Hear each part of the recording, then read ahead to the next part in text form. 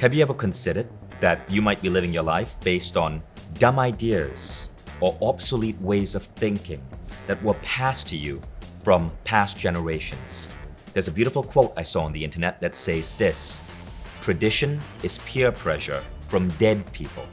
But as we live life, we tend to operate based on tradition that comes from religion, from culture, from society, from parenting, that enforces a certain way of living onto us, ways of life that may no longer be relevant in today's fast-changing world.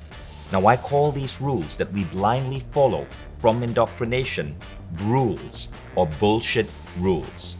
But the question is, how do you escape this idea? How do you create a life that's truly original, where you're not boxed in or shamed into following the conventional way?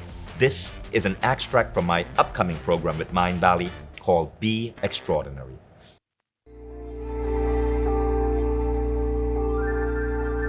Now the question is, how do we take on these rules? Well, there are 5 ways we take on the beliefs that confine us. The first is childhood indoctrination.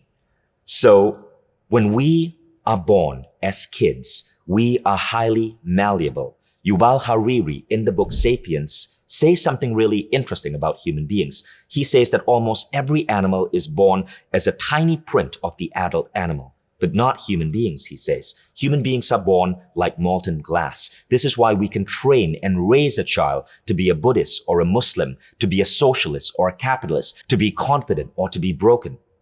We are molded as children. One of the core parts of being human is the cognitive field, the field of thoughts in our head. And that, my friends, is implanted in us by our upbringing. So we often take on beliefs from parents, from teachers, from grandparents, and from the people who are around us as we are children. The second thing that implants rules in us are authority figures, primarily politicians. If you've been watching the news lately, you'll see that there are huge scandals happening in governments around the world where politicians have blatantly lied to win votes. Politicians have used Facebook ads targeting us to get us to believe things that are simply not true.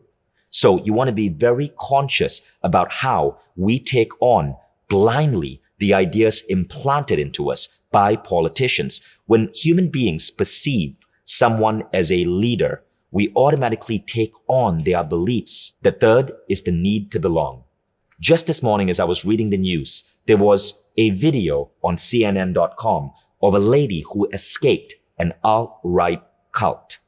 And she was asked, what made you join this band of white supremacists? And she said that she thought that almost everyone who got sucked into this cult did this because they felt lonely and isolated.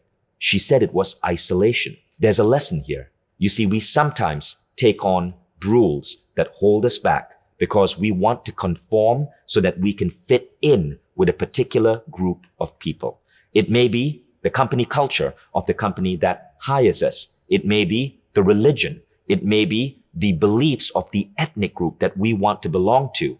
But very often, while these groups give us a sense of belonging, some of these groups could have really dangerous rules. And you want to be aware of that. So our brains are not perfect rational machines. When we are first born, we are highly trainable. And when we are adults, we tend to obey leaders.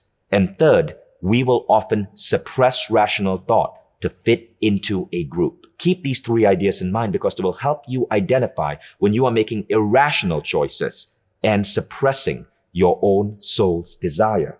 But there are 2 additional ways we take on rules. Social proof. You want to be conscious of this. Think about this. Why is it that billions of people across the world willingly put high fructose corn syrup into their bodies and consider this normal?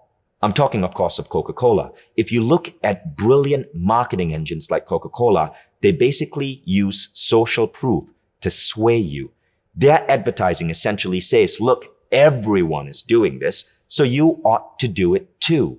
And they use all sorts of tricks of advertising. If you watch any Coke ad, you see people happily chugging Cokes, running, holding hands down a hill. They associate Coke with positivity, and they suggest that if everyone's doing it, hey, you got to do it too. Now, of course, beautiful thing is happening on planet Earth. As we are waking up, we are starting to see how companies like this misdirect us. We already have seen this with the tobacco industry, and today, very few Americans actually smoke. However, the whole smoking epidemic started through the application of social proof to implant a rule into people's heads. In the early 60s and 70s, cigarette companies would pay Hollywood execs to show heroes smoking on the giant silver screens. That is social proof. If everyone's doing it, I ought to do it too. Be very attentive to how you sometimes take on behaviors, beliefs, and practices because everyone else seems to be doing it. Now, the fifth way we take on a rule is through our own internal insecurities. This is the meaning-making machine in our head. And as we go deeper into this program, we're going to fix those insecurities. But here's how it works. You're at work. You do really good work, but somebody else gets the recognition. Because you are not fully yet unfuckwithable, you create a meaning. I'm not worthy, or I am not recognized, or my boss is an asshole, or you come up with an excuse that other person looked better and spoke up more, so that's why they got the praise. Life is unfair. Our internal insecurities make us create rules, and then we live under these operating systems without realizing that we made it all up. So when you pay attention to these 5 ideas, you learn to identify and pluck out the rules that you've irrationally taken on. So if this rule idea resonated with you, join my upcoming masterclass on Mindvalley. It's completely free to go on to the next level, where I'm going to be talking about 4 levels of consciousness and how 99% of people are operating at level 1, 2, and 3. But the real changes happen when you move to level 4. Check out this masterclass because I think the ideas here are going to change the way you show up in the world.